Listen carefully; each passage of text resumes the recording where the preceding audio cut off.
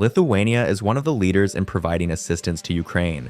The Baltic country was among the first to start transferring weapons to Ukraine literally in the first days of the full-scale invasion. In addition, Lithuania is one of Ukraine's advocates in the EU. The country, which itself went through a long period of Russian Soviet occupation, is doing everything it can to ease Ukraine's reform process, helping with the implementation of recovery projects and movement toward the EU. Currently, the country is actively working with European partners on a new 20th package of sanctions against the Russian Federation. On this topic, and on the future of Ukraine and the Baltics, we are talking with Lithuania's Minister of Finance, Kristupas Vaitiekūnas. Let's start maybe from the points that are mostly interested in the context of you.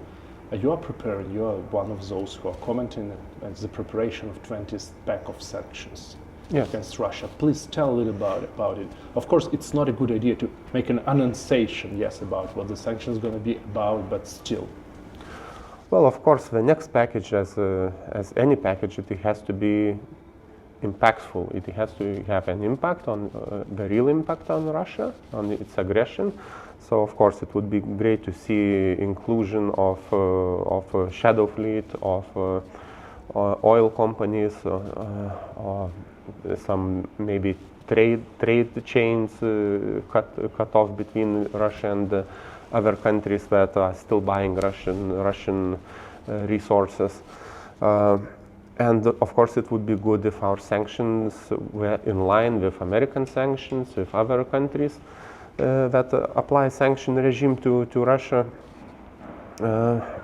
Of course, the main target of sanctions is to cripple the Russian war machine, the Russian economy, and it has to reach this goal.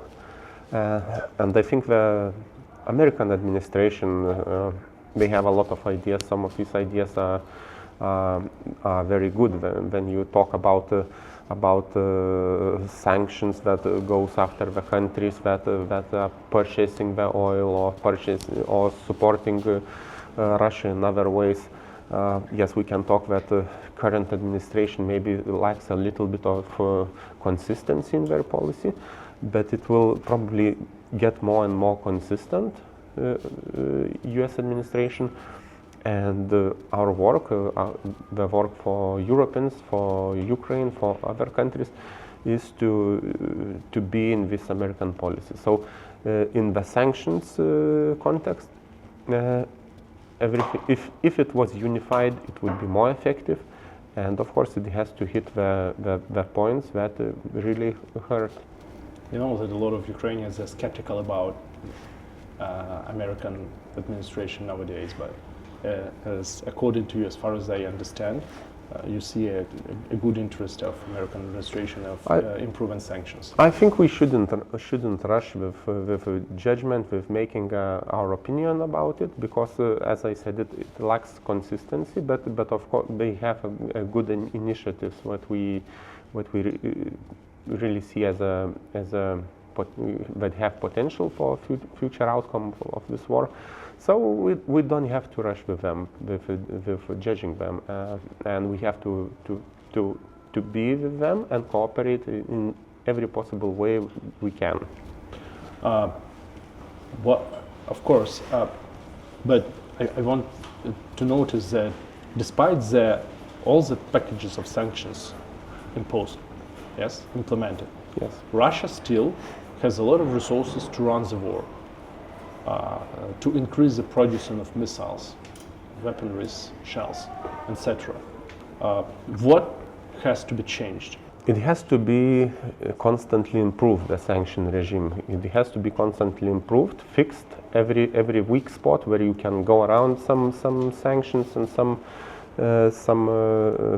where you can find a way to go around something. We have to close these ways. When you talk about Russia and why it can function as an aggressor and still finance and supply the military machine, it's a very big country. It has a lot of resources, starting from oil and ending with a military industrial complex, which is capable of producing new weapons, introducing them to the front lines. It's a really very strong enemy, and it's not an easy way to win against it. So of course, one front is on sanctions, which now it's the 20th package. That says a lot. It's 20th time we try to adjust something, implement some new sanctions. It's just how big and how powerful Russia really is, and how we really need to work harder to stop it.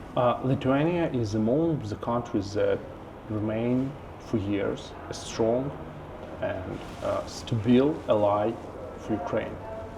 As you know, we had some discussions with Germany, some strong discussions with American side, and etc. But Lithuania is among those several countries that support Ukraine strongly and stable. Why?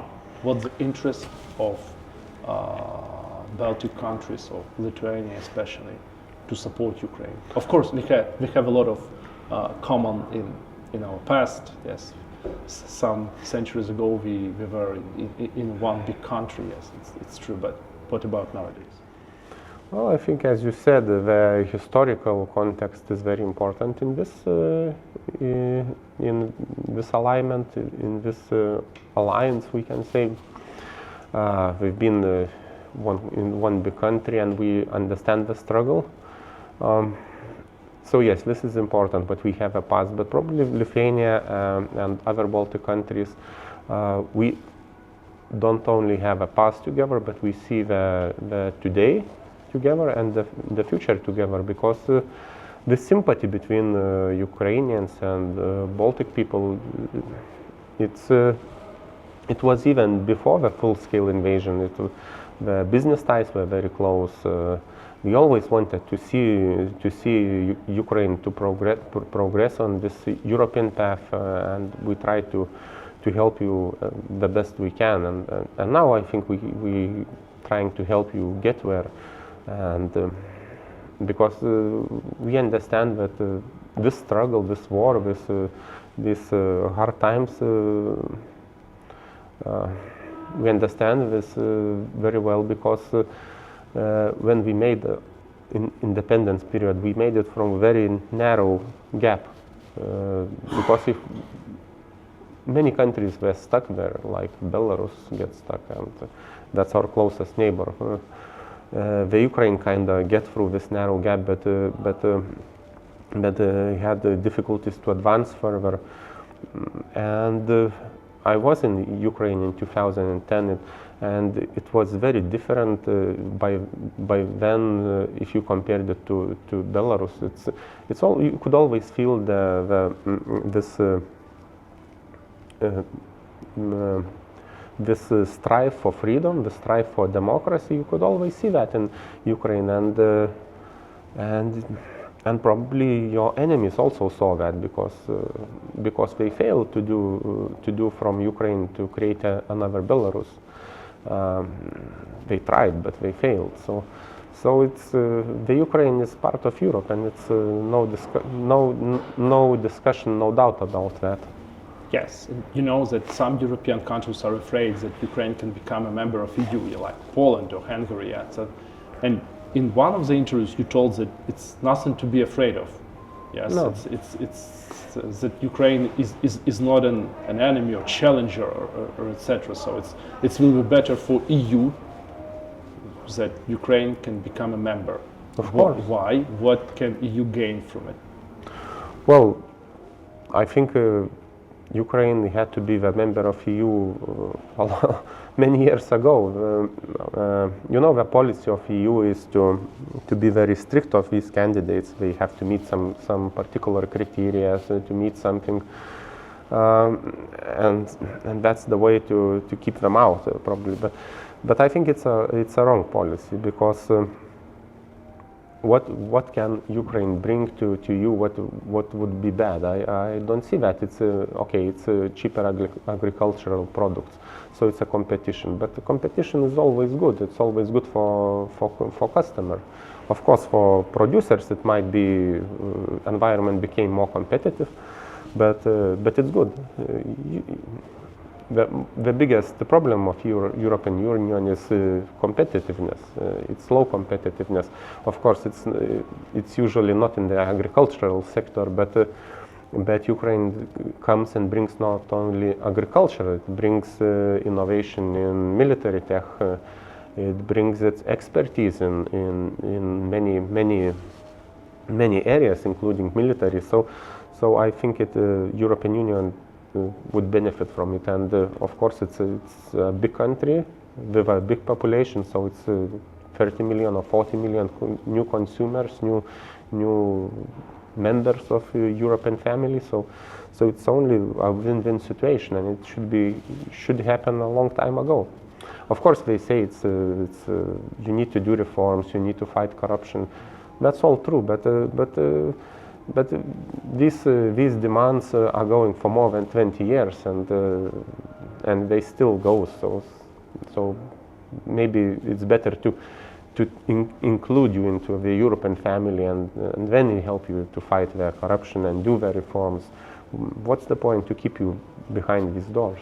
You're a minister of finance. Yeah. And I want to ask you about, because a lot of Ukrainians, they are blaming their own past in what's happening now.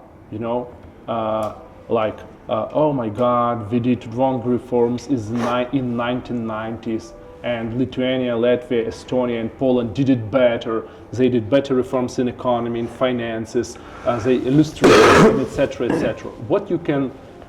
What experience Lithuania can share about reforming post-Soviet state, post-Soviet economy, post-Soviet society?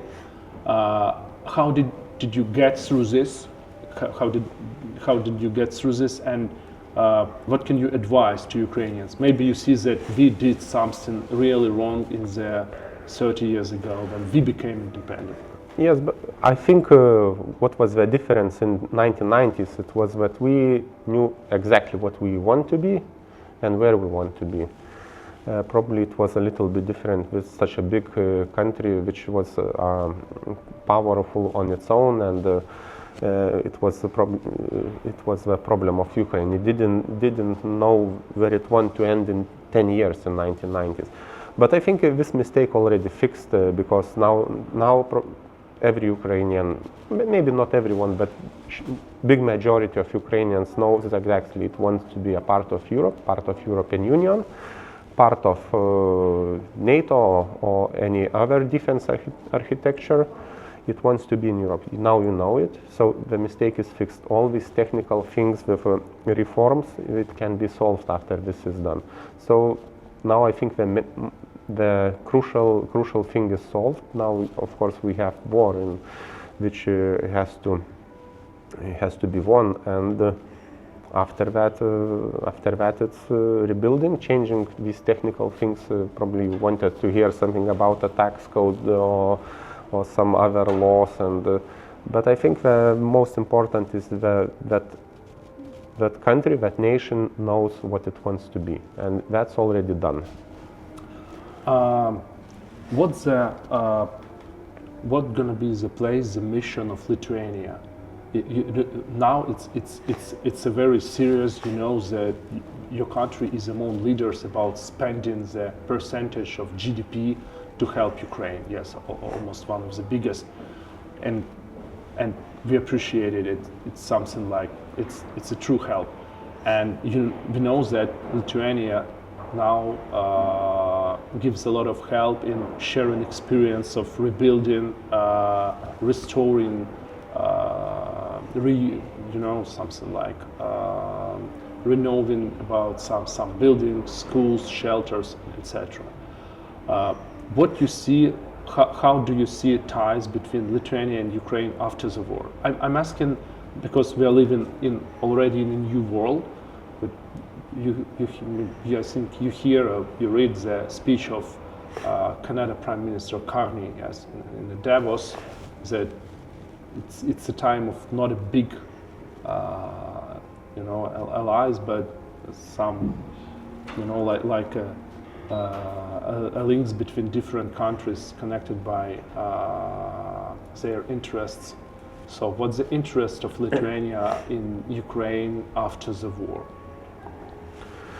After the war, well, of course, after the war, it's normal life, normal trade, normal exchange of expertise, exchange of people going to work in Lithuania from Ukraine, and Lithuanians going to Ukraine. That's a normal life, and that support you mentioned, that Lithuania is doing quite a lot, and it's true, it's doing quite a lot, but it's good at supporting the schools, the kindergartens. It's very important to keep the country running through these difficult times. But all Europeans have to understand that the main goal should be now, of course, keeping the Ukraine functioning. It's very important, but supporting it in winning the war is now the main target. Main issue now is